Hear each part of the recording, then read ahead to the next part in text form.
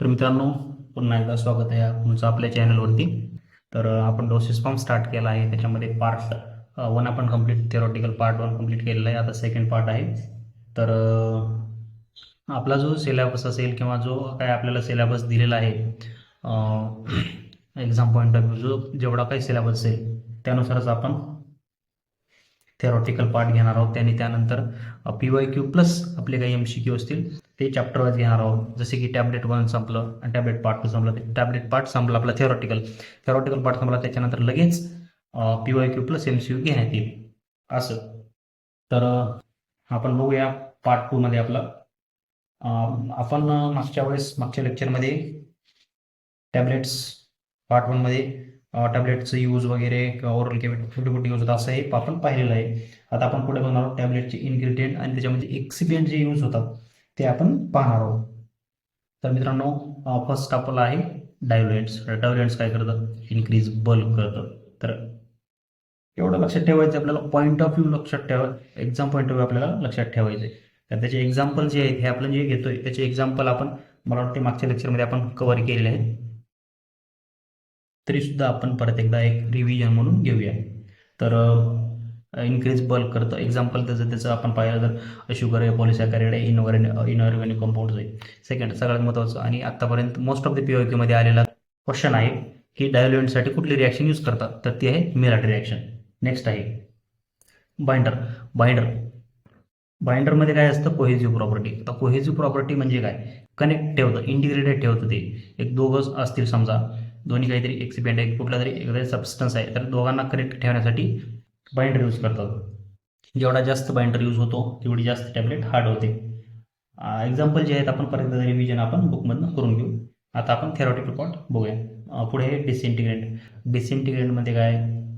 Breaking off tablet in contact with water in the GIT. जेव्हा tablet वॉटरच्या कॉन्टॅक्टमध्ये येते GIT मध्ये, तेव्हा ब्रेक होते, त्यासाठी यूज करतं डिसइंटिग्रेंट. पुढे हे लुब्रिकंट. लुब्रिकंट काय करतं? फ्रिक्शन रिड्यूस करतं between wall of tablet and wall of die during tablet ejection. Next आहे अँटी ॲडेरंट्स. हे काय करतं? Prevents adhesion. आता ॲडिजन म्हणजे काय? Process of sticking. Tablet stick होऊ नये यासाठी अँटी ॲडेरंट यूज करतं. पुढे आहे ग्लायडेंट. ग्लायडेंट काय आहे? ग्लायडेंट पण जसं लुब्रिकंट करतं तसंच आहे, पण फ्रिक्शन रिड्यूस करतं, पण इम्प्रूव्ह करतं rate of flow of tablet granulation. पुढे कलरिंग एजंट. तर कलरिंग एजंट की टॅबलेटला कलर देण्यासाठी, फ्लेवरिंग एजंट टॅबलेटला फ्लेवर देण्यासाठी, स्वीटनेस वगैरे देण्यासाठी. तर आपण एक्झाम्पल एकदा एक रिव्हिजन म्हणून बघून घेऊया. डायल्युएंट्सचं जर आपण पाहिलेलंच आहे, डेक्स्ट्रो स्टार्च कॅव्हलिन हे झालं. नेक्स्ट आपण बाइंडर म्हणलं होतं, तर बाइंडरमध्ये दोन आहेत, एक आहे ड्राय बाइंडर आणि दुसरा आहे सोल्युशन बाइंडर. तर ड्राय म्हणजे एक्झाम्पल आहे सेल्युलोज आणि क्रॉस लिंक PVP.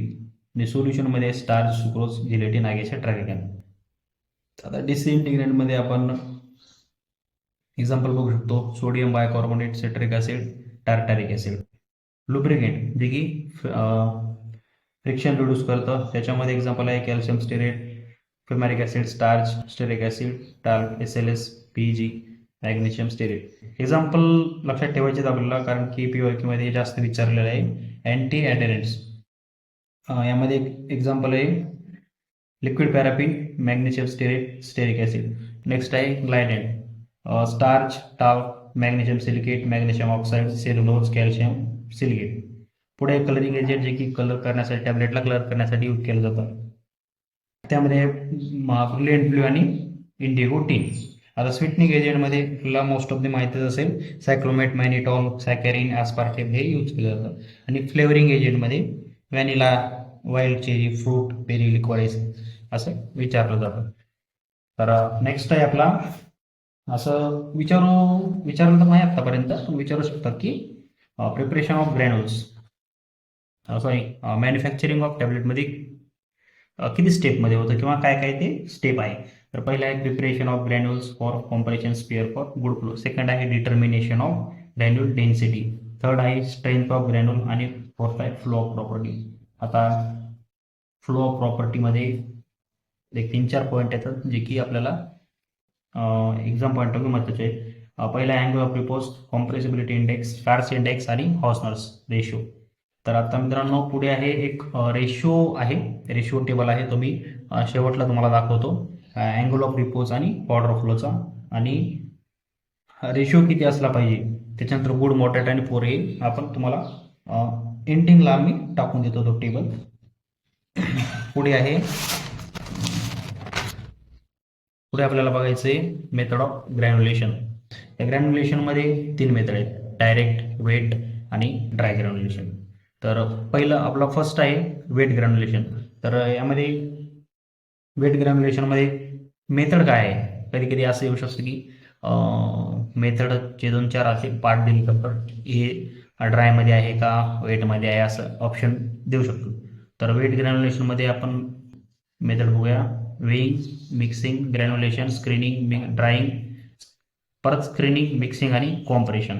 तर यामध्ये असं आत्तापर्यंत आलेलं नाही आहे, पण येऊ शकतं की वेट ग्रॅन्युलेशनला इक्विपमेंट कोणते यूज झाले आहेत. तर फर्स्ट आहे Littleford, Lodige mixer, Diosna mixer, sigma blade mixer, Topo mixer, fluidise bed dryer, Gral mixer आणि ऑसिलेटिंग ग्रॅन्युलेटर. आणि पुढचा आहे आपला ड्राय ग्रॅन्युलेशन. ड्राय ग्रॅन्युलेशनमध्ये आपण बघतो की वेइंग आहे, मिक्सिंग आहे, slugging, screening, mixing and compression.